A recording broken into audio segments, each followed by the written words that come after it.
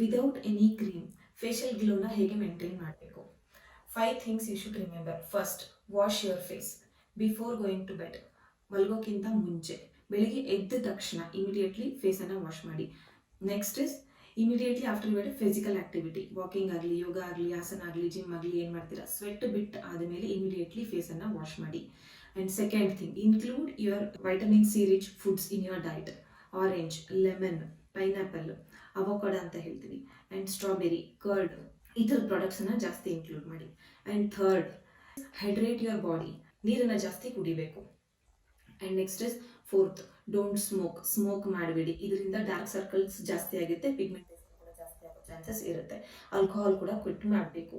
And next is manage your stress ಅಂತ ಹೇಳ್ತೀವಿ. Stress ಜಾಸ್ತಿ ಇರೋದ್ರಿಂದ ನಿದ್ದೆ ಬರೋದಿಲ್ಲ, ನಿದ್ದೆ ಬರೋದೇ ಇರೋದ್ರಿಂದ ಇನ್ಸೋಮ್ನಿಯಾ ಸಿಂಪ್ಟಮ್ಸ್ ಜಾಸ್ತಿ ಆಗುತ್ತೆ. ಇದರಿಂದ ಕೂಡ ಡಾರ್ಕ್ ಸರ್ಕಲ್ಸು, ಪಿಗ್ಮೆಂಟೇಷನ್ ಕೂಡ ಜಾಸ್ತಿ ಆಗ್ತಾ ಬರುತ್ತೆ.